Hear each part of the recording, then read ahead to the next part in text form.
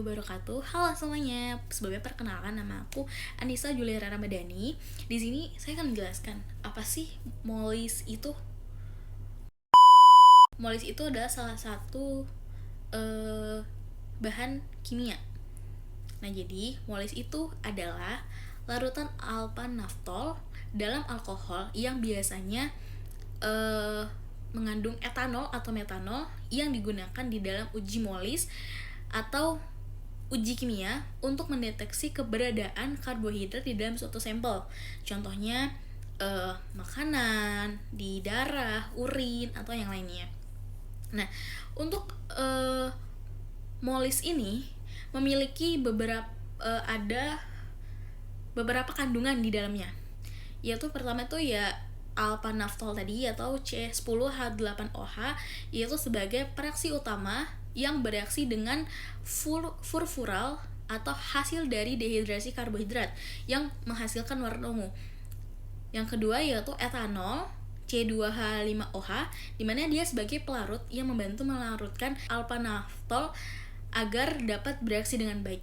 Nah, jadi sebenarnya uji karbohidrat ini menggunakan molis itu untuk mengetahui apakah di dalam sampel tersebut ada karbohidrat atau enggak, dengan cara si sampel tadi itu dicampur dengan si molis.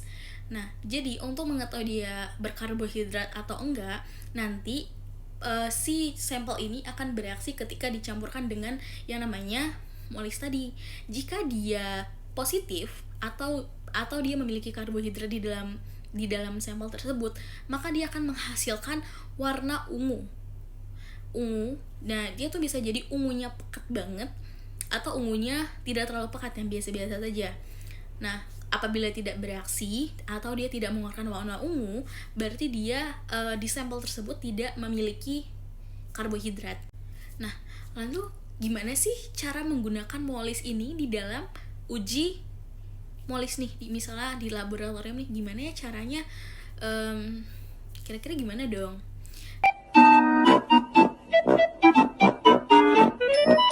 Nah, jadi untuk uji molis tadi, kita harus siapkan sampelnya dulu nih. Misalnya glukosa, sukrosa, atau pati di dalam tabung reaksi. Jadi kita butuh tabung reaksi sama sampel. Nah, misalnya sampelnya adalah glukosa. Nah, di dalam tabung reaksi ini kita harus tambahkan 2-3 tetes molis ke dalam larutan sampel. Setelah itu kita tidak hanya butuh si molis, kita juga butuh asam pekat, asam sulfat pekat atau H2SO4.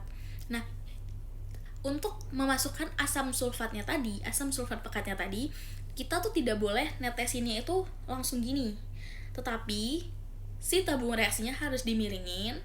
Lalu si asam sulfat pekatnya tadi ditetes harus melewati permukaan dinding si tabung reaksi tadi. Nah, kenapa seperti itu? Kenapa sih harus ditetesinnya tuh harus miring, harus melewati dinding dinding tabung reaksinya? Nah, itu supaya terbentuk lapisan yang terpisah nih antara si sampel sama si asam sulfat pekat, yang agar bisa menghasilkan warna ungu tadi, untuk membuktikan dia memiliki karbohidrat. Nah, lalu kita amati beberapa menit untuk perubahan warnanya. Nah, jika dia di tengahnya terbentuk cincin yang berwarna ungu di antara dua lapisan nih, ini misalnya lapisan sampel, yang atasnya tuh lapisan asam sulfat pekat. Nah, nanti di tengah-tengahnya dia akan membentuk cincin yang berwarna ungu.